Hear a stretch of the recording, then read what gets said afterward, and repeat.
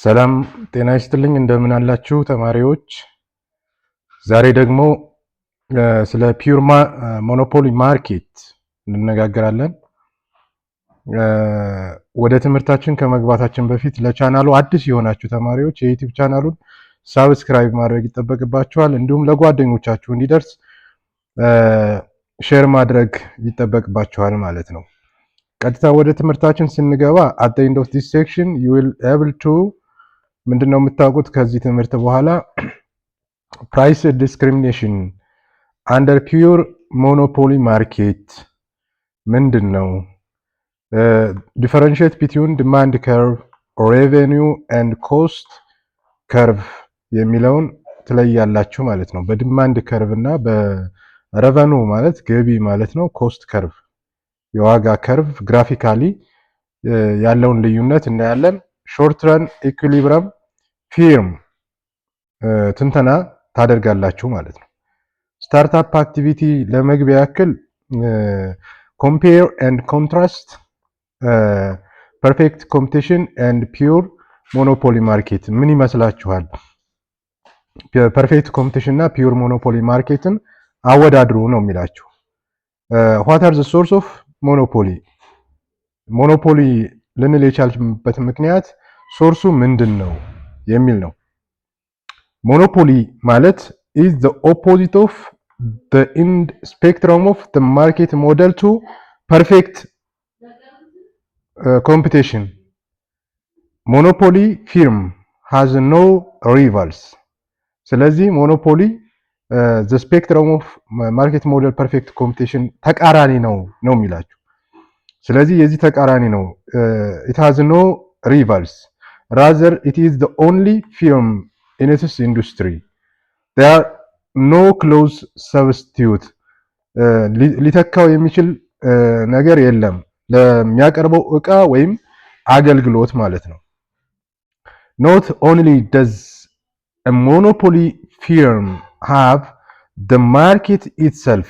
ስለዚህ not only does ምን ማለት ነው? ሞኖፖሊ ፊርም ማርኬት ራሱ ብቻ አይደለም but it need no worry about other firms entering. ሌሎች ፊርሞችን ቢገቡ ብዙም አይጨነቅም። in the case of monopoly በሞኖፖሊ ማርኬት entry by potential rival is prohibitively difficult.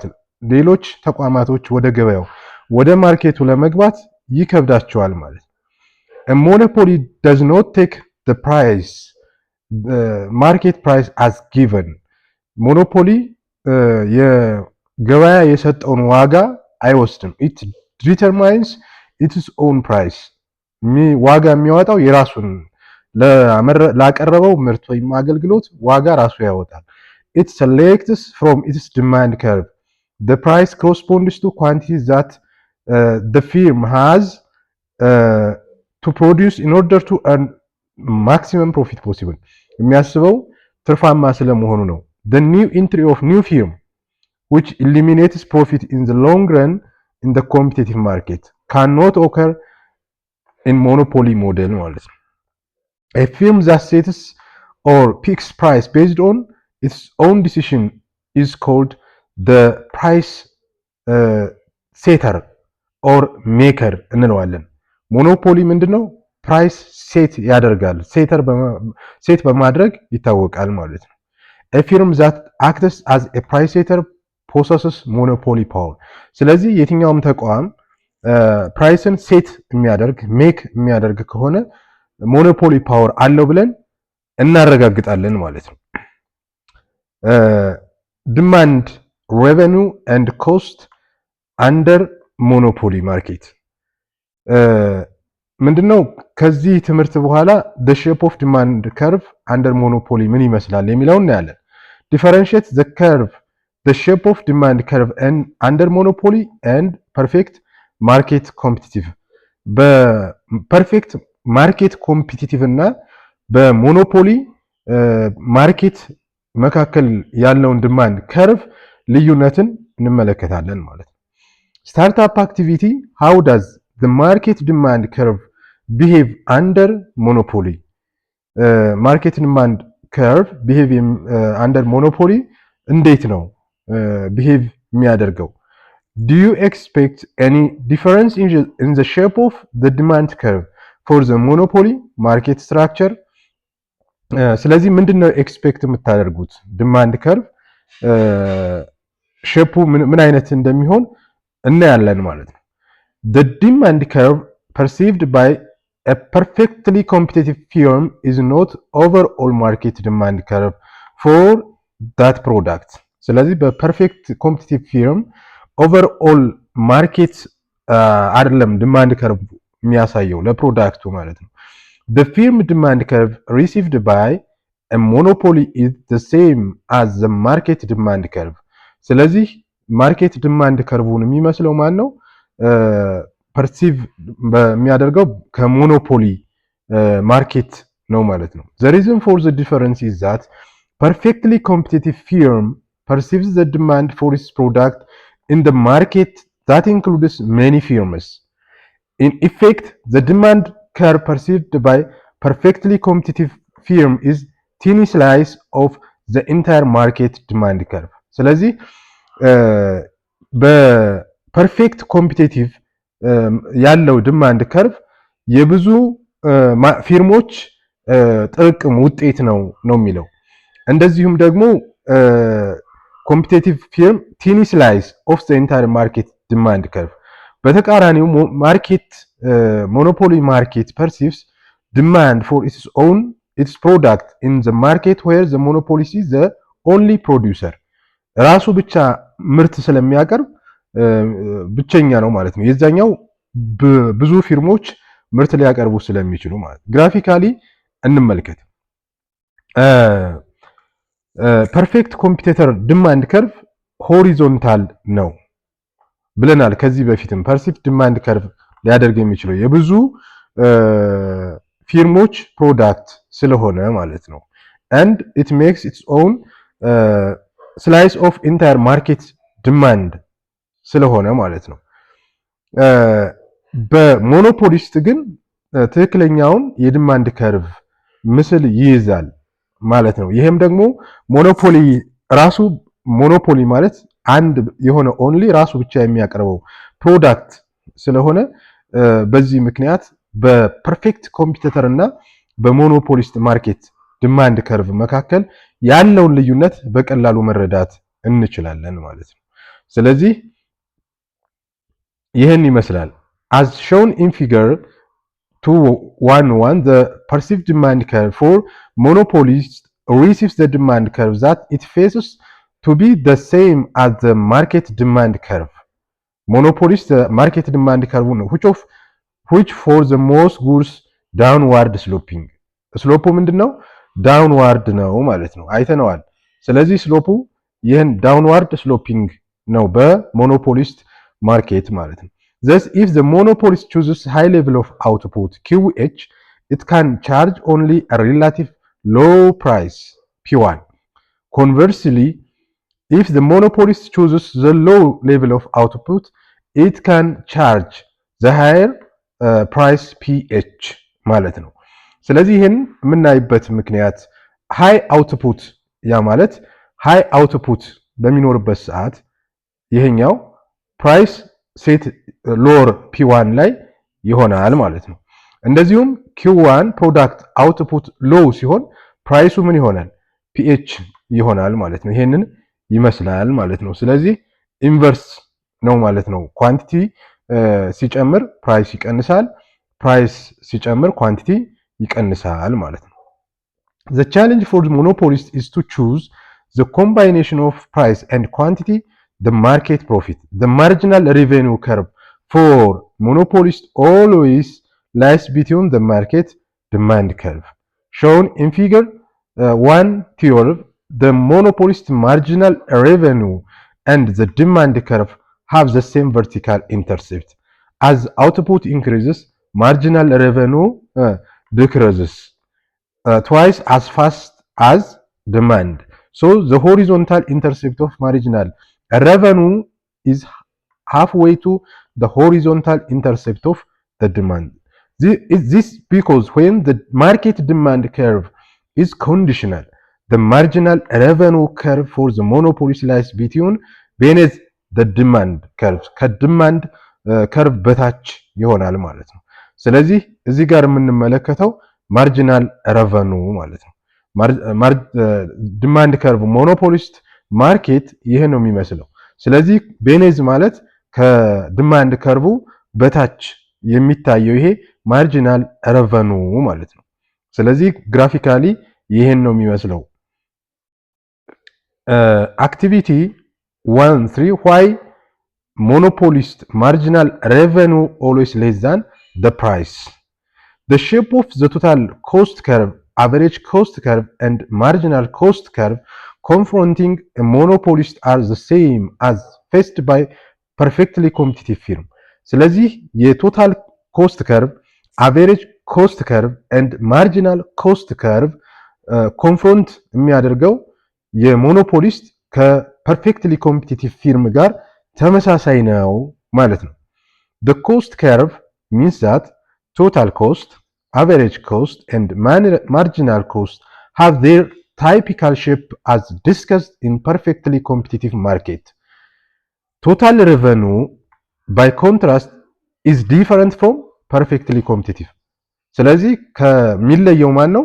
ቶታል ረቨኑ ሲንስ ሞኖፖሊስት faces a downward sloping demand curve. The only way it can sell more output by reducing its price means that when the quantity is increased or the output is increased, the price is decreased, and the output is decreased, the price is increased, and it's vice versa relationship for monopolist faces like that of downward sloping demand curve.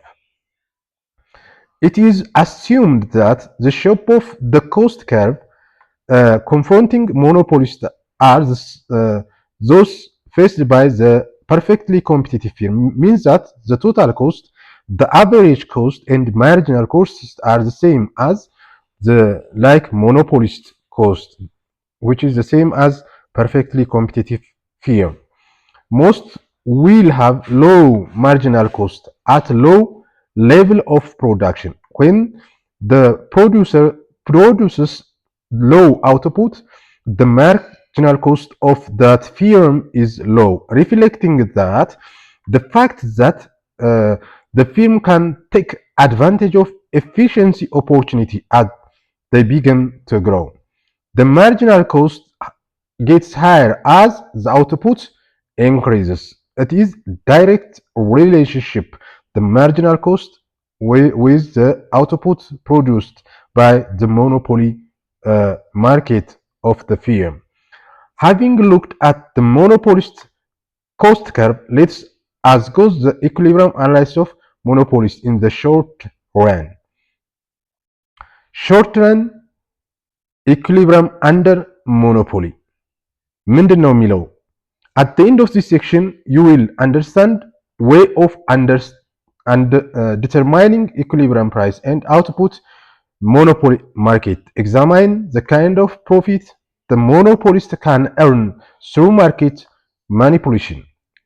For startup, እንደ መግቢያ how do we determine price and output in the market of monopoly? What kind of profit and can a monopolist earn? Short run equilibrium of the monopolist is the point where profits are maximized or losses or minimized. There are two approaches that indicates equilibrium position, namely the total revenue total cost approach and the marginal revenue cost means marginal cost approach. The total revenue total cost approach means that analogous to perfectly competitive firm, the monopolist reaches maximum profit when it produces and markets output levels that results greatest positive difference between the total revenue and total cost, or minimize losses when the negative difference between the total revenue and total cost is least. we can illustrate profit for monopolist with the graph of total revenue and total cost using data for monopoly firm in table 2-3. Total revenue for the monopoly firm first rises and then falls. Low levels of output brings in relative little total revenue as the quantity is low. High level of output brings in relative less revenue at the high quantity pushes down the market price. The total cost curve is upward sloping and the curve grows steeper as output increases. Profit will be highest at the quantity of output where total revenue is most above 2 cost as 3 unit quantity approach demand. The profit maximizing level of output is not the same as the revenue maximizing level of output, which should make sense because profit take cost into account and revenue does not. Means that here is the table present total revenue and total cost for the monopoly firm. Here is the price of haircut in dollar. The quantity demand haircuts here is listed. Here the total revenue means equal to price times quantity ማለት ነው። marginal revenue means total revenue change in total revenue over change in quantity means ስለዚህ ይሄ ምን ማለት ነው? ለምሳሌ ይሄን 18 እንዴት መጣ ብለን ስናስብ ይሄንን 18 ሲቀነስ 0 ሲካፈል 1 ሲቀነስ 0 ስንት ሆነ? 18 ሆነ ማለት ነው። በተመሳሳይ መንገድ 32 ሲቀነስ 18 ስንት ይሆናል? 14 ይሆናል። 14 2 ሲቀነስ 1 14 ሲካፈል ለ1 ስንት ይሆናል? 14 ይሆናል። ከ42 ላይ 32 ሲቀነስ 10 ይመጣል። 10 ሲካፈል ለ3 ሲቀነስ 1 ነው። ስለዚህ 10 መጣ ማለት ነው። ከ48 42 ሲቀነስ 6 ነው። 6 ሲካፈል ከ43 ላይ 1 ነው። 6 ይመጣል። and the 50 እንዴት መጣ ስንል የዚህን ከ50 ሲቀነስ 48 2 ይመጣል። ከ5 ሲቀነስ 4 1 ይሆናል። ስለዚህ ኳንቲቲ ዲክሪዝድ እያደረገ ሲመጣ ማርጂናል ሪቪው እየቀነሰ መጥተዋል ማለት ነው። ዲቱ ቶታል ሬቨኑ ኢንክሪዝድ እያደረገ ሲመጣ ማለት ነው። ቶታል ኮስት ደግሞ ይሄ ነው። ማርጂናል ኮስት ማለት 5 እንዴት መጣ? ከ12 ቶታል ኮስት ቼንጅ ኢን ቶታል ኮስት ኦቨር ቼንጅ ኢን ኳንቲቲ ስለሆነ በዛ መሰረት እያሰላ ነው ሲመጣ ውጤቱ ይመጣል ማለት ነው። ይሄ ፕሮፊት ማለት ደግሞ ምን ማለት ነው? ቶታል ሬቨኑ ሲቀነስ ቶታል ኮስት ማለት ነው። የመጀመሪያው ከ12 ላይ ከ0 ሲቀነስ 12 ኔጌቲቭ 12 መጥቷል። ስለዚህ ምንድነው ሎስ አለ ማለት ነው። ከ18 ሲቀነስ 17 ስንት ይሆናል? 1 ይመጣል ማለት ነው። እንደዚህ እያደረግን ከ32 23 ሲቀነስ 9 ይመጣል። ከ42 30 ሲቀነስ 12 ይመጣል። ፕሮፊትን እንደዚህ አድርገን ማስላት እንችላለን። ቴብል ላይ የተቀመጠውን ማለት ነው። Hence, shown in figure 2.13, the firm maximize profit by producing and selling 3 units of output. Here is ይህን ግራፍ ምን ተጠቅመናል? ቶታል ረቨኑ እና ቶታል ኮስት አዝ ኢት ኢዝ ተጠቅመናል። ለሁለቱም ቨርቲካል አክሲስ ዋይ አክሲስን ተጠቅመናል። ኳንቲቲ ኦር አውትፑት ይህን ተጠቅመናል። ስለዚህ ግራፊካሊ ከላይ የተቀመጠውን ሰንጠረዥ ብናገናኝ ይሄ ግራፍ ቶታል ሬቨኑን ይሰጠናል ማለት ነው። ቶታል ሬቨኑን ይሰጠናል። በተመሳሳይ መንገድ ቶታል ሬቨኑን ደግሞ ቶታል ኮስት ከርቡ ይሄን ይመስላል ማለት ነው። ስለዚህ እዚህ ጋር እና እዚህ ጋር ኢንተርሴክት አድርገዋል ማለት ነው። ስለዚህ በተመሳሳይ መንገድ ኢኮኖሚክ ፕሮፊት የምንለው ምንድነው? ይቺን ፓርት ነው። ኢኮኖሚክ ፕሮፊት ሚንስ ዛት $12 ያገኘንባት እዚች ውስጥ ነው። ኢኮኖሚክ ሎስ እንለዋለን። ደግሞ ይሄን ኢኮኖሚክ ሎስ እንለዋለን። ስለዚህ ግራፊካሊ ኢንተርፕሬት ማድረግ እንችላለን በዚህ መሰረት ማለት ነው። ሁለተኛው አፕሮች ማርጂናል ሬቨኑ ኤንድ ማርጂናል ኮስት አፕሮች ነው። while competitive firm experience the marginal revenue that is equal to price marginal revenue ከምን ጋር ነው ብለን ከፕራይስ ጋር representing graphically by horizontal line monopolists have downward sloping marginal revenue curve that's different from goods price. Monopolists like perfectly competitive firm takes to maximize profit. ልክ እንደ perfectly competitive market or firm ሞኖፖሊ ማርኬት ፊርም ፕሮፊትን ማክሲማይዝ ማድረግ እንደሆነ ግልጽ ነው ማለት ነው። አኮርዲንግ ቱ ዚስ አፕሮች ሞኖፖሊ ማክሲማይዝ ኢትስ ፕሮፊት ፎር ሚኒማይዝ ኢትስ ሎዝስ ፎር ቱ ኮንዲሽኖች አሉ፣ ለመጨመርም ለመቀነስም ማለት ነው።